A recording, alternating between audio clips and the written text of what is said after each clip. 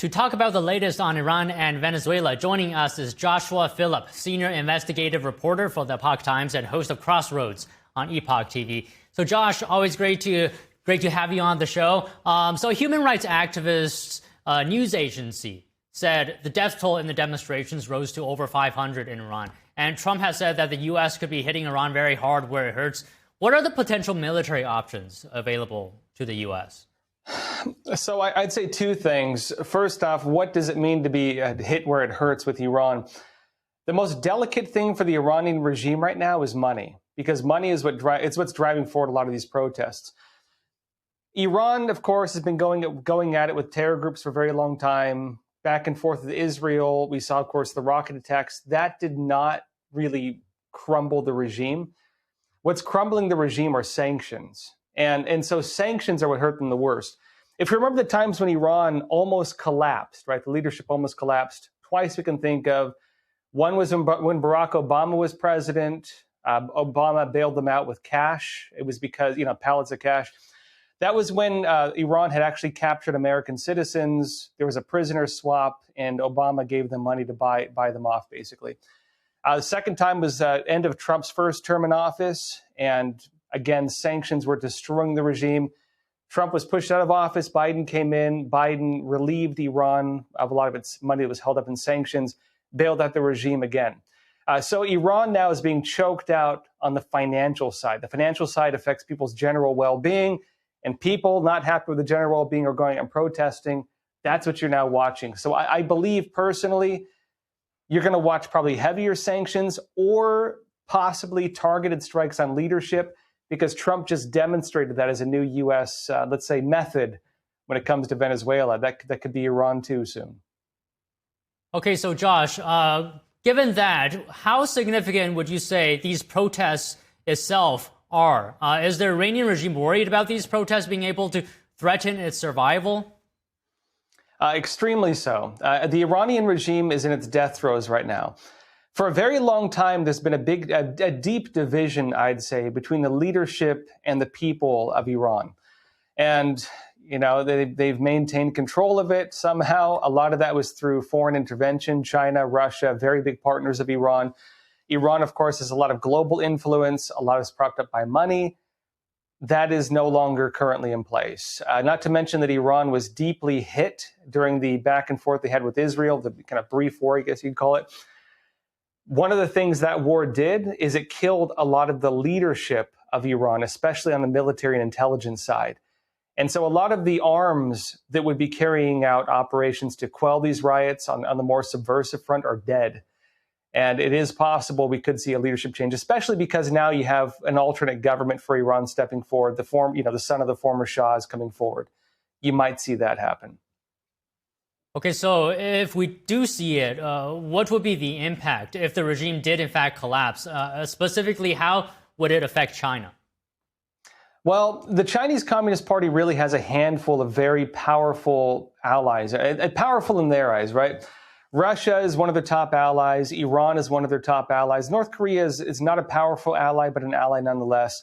Venezuela was one of their top allies in Latin America. It was kind of the beachfront for influence throughout Latin America. But really the triad, the triad they have of power is China, Iran, and Russia. Pull out the Iran side, China loses a lot of influence throughout the Arab world. They can still do oil deals. Other countries will still work with them, like the Saudis and stuff, but they're not going to be able to influence them like they were with Iran. Iran is also their beachfront with controlling a lot of the terror networks. And a lot of the terror networks are also deeply tied in with the drug trade as well, including in Latin America, actually. So this will pull out one of the key levers of influence for the Chinese Communist Party. Okay, you mentioned Venezuela as well. So how does the recent actions like capturing Maduro, running Venezuela, taking over its oil sector, how is that going to impact the Chinese Communist Party? Well, Venezuela was, as I mentioned, the beachfront for basically gaining access to all of Latin America. The key communist ally in Latin America for, the Cold War was Cuba. And, the American Monroe Doctrine basically led to the United States to block a lot of foreign intervention with that, the Cuban Missile Crisis, for example. After the Soviet Union collapsed, Cuba lost its main systems of, let's say, financial support. And its ability to project power, especially through subversion, intelligence operations throughout Latin America, were fundamentally cut off for a large part. That all changed with Venezuela, thanks to Hugo Chavez, the former leader before Maduro. Hugo Chavez pushed out the United States, working with Cuba. They created several basically intergovernmental organizations that rejected the United States, and then they imported Chinese influence. So, for example, Venezuela was the testing ground. A lot of the pilot programs for the Belt and Road Initiative were done in Venezuela. And the debt trap policies, the hundreds of deals they signed with China, that allowed the CCP to gain access to most of Latin America. And then also on the other front was pushing these countries to reject ties with the United States. So you pull out Venezuela, the CCP loses key influence throughout all of Latin America. Okay, let's say hypothetically, what would be the combined impact if we get a regime change in Iran and the current situation in Venezuela? What would the impact of that for the CCP? The CCP's international power is basically cut in half, is what that means.